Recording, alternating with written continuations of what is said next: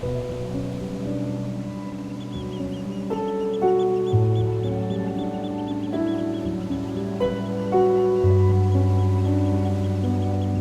the early 60s, the main things in our lives and on TV all the time were the Beatles. President Kennedy was the president of the States. And that was all we got. There were no troubles. And literally a decade later, the 70s were unbelievably horrific.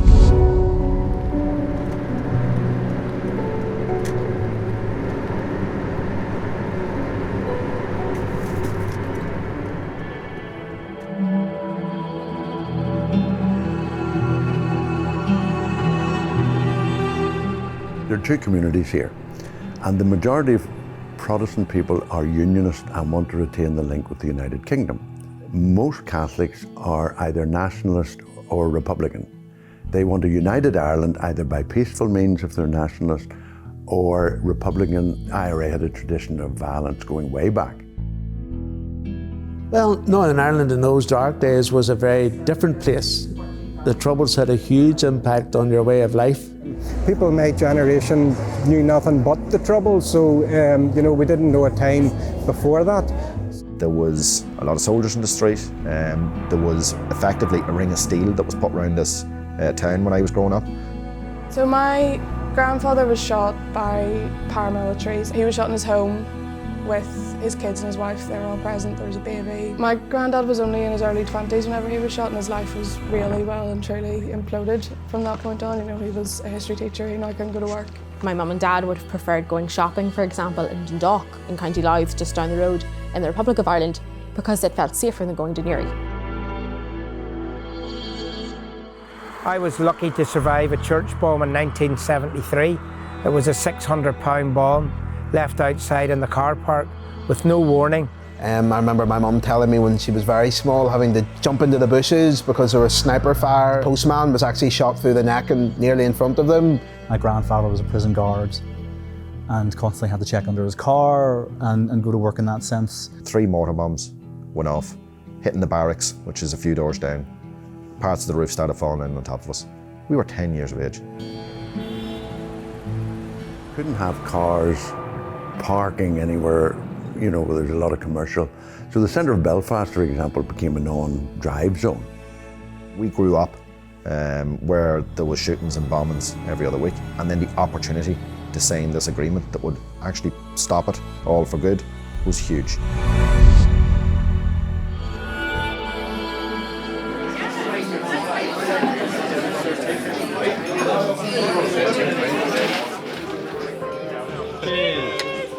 The 1994 ceasefires stopped the violence, and then 4 years later, the Good Friday Agreement cemented the first real attempt to have two communities working together.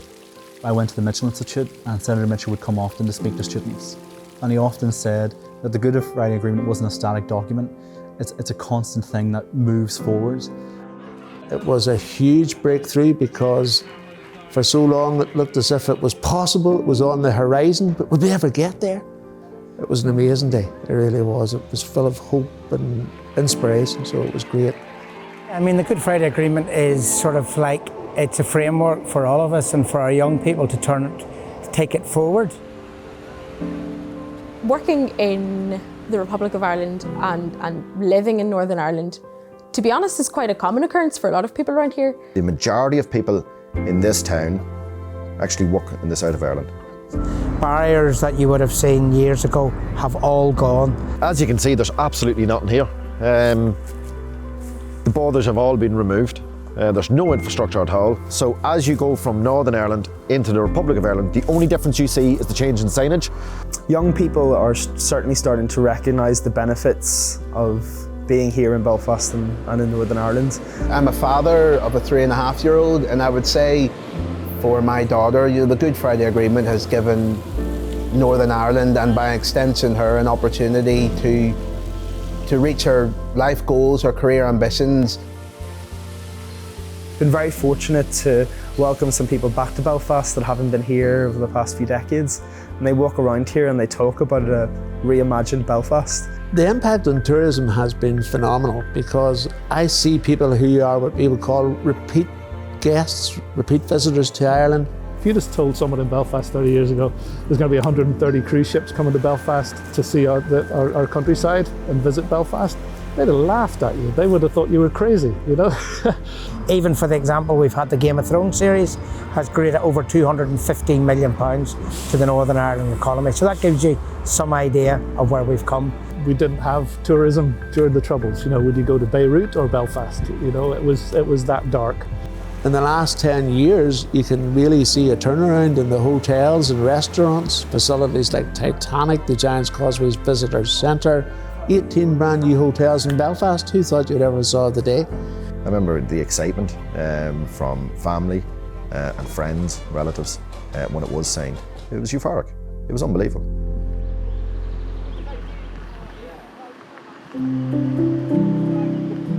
I only really became aware of the term Peace Baby probably last year, but it has been something that has defined my life since I was born. I was adopted from Kenya and came here as a baby and know nothing but peace. I didn't know that I was living in a post-conflict sort of society that was marred by such violence. Living and working here in Belfast means that I hear so many stories of what life was like pre the agreement.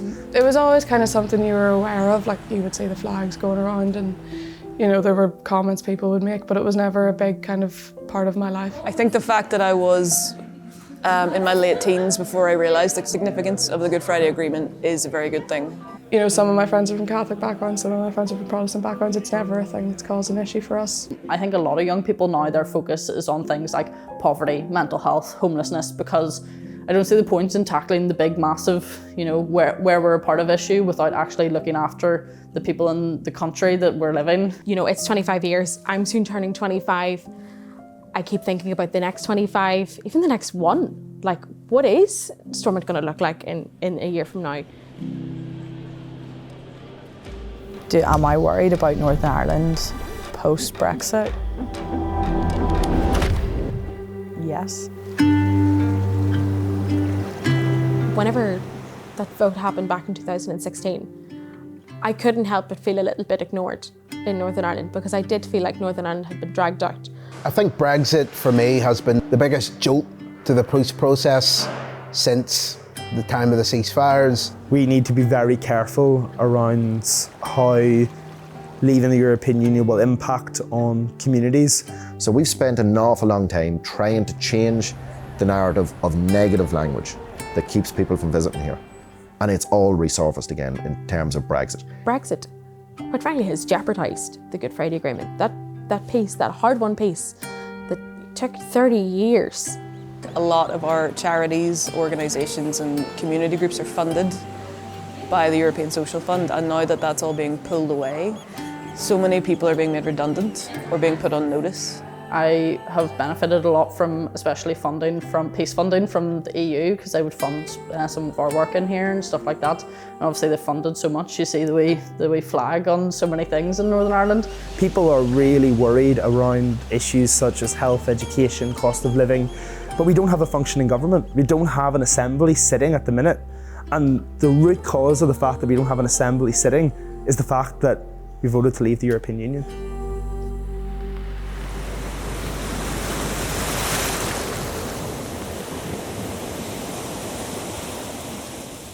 My last question is, what are your hopes for Northern Ireland for the next 25 years?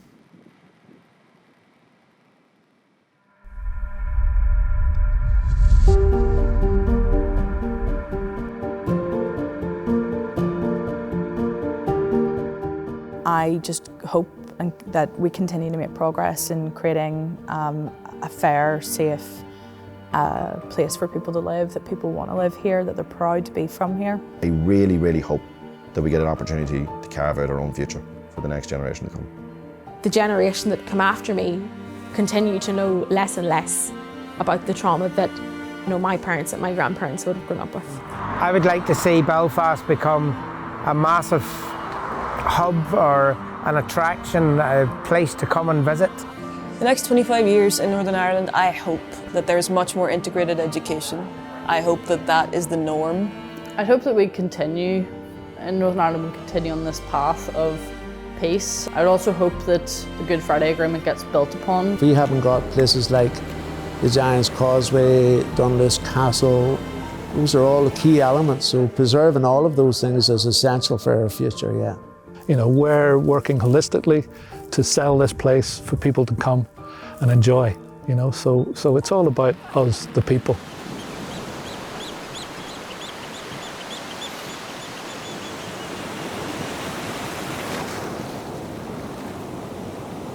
There's a great Irish saying, "Innate go curl a curly." There is no strength without unity.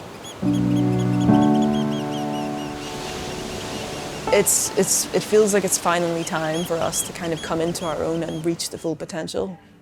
You know, places like London and Edinburgh already had that, but we never really fully got it before. Look to the Titanic story. Over 100 years ago, it was this small little industrial city, but it was driven by big ambition. But now, 100 years on from whenever Titanic and her sister ships set sail from here in Belfast, that same hope, ambition for prosperity, that is now accumulating for the next 100 years ahead. Pablo, it's absolutely amazing because I get the chance to showcase my city. If my little bit can do one bit, to come and see not only how lovely the countryside, the cities are, but how lovely and welcoming the people are. I love Northern Ireland today.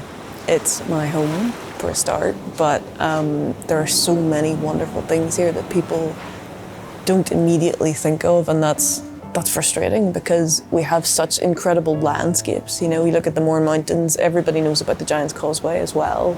I work and breathe and live in the Giant's Causeway. I'm a guide there. What I want to do there is keep alive that rich cultural heritage and history. Game of Thrones came and filmed the pilot back in 2009, 2010. I ended up being selected as a stand-in body double for Hodor. So not only Hodor, but also the mountain, you know, and that has actually then sort of gives me title, you could say, to be able to do tours. But it's really the visitors that have come on the back of that. It's the tourism side that's now ongoing. You put that aside, we've now got the Belfast Harbour studios as well as those original Titanic studios. Netflix are here almost constantly. I'm really proud to live in a country that has overcame and can come out the other side of that and say, look, there's a future here. The people in Northern Ireland are so incredibly warm. We have the best sense of humour that I've certainly ever come across. You know, you come here because of us, the people, as well, our branding, you know, Northern Ireland Tourist Board branding, embrace a giant spirit. I'm always up for a hug, you know. The people make it. I mean, we have all the beautiful attractions, but without the people, you know, it would be nothing. I think it's our instinct to host people, to make them laugh, to make them feel comfortable, to have the crack. And what's your favourite thing about Northern Ireland? It's people. Yeah. Without a doubt. Fabulous. Fabulous, fabulous race of people. Overcome, endure, come back together, see a future, see down the road together. It's people. Fantastic race of people.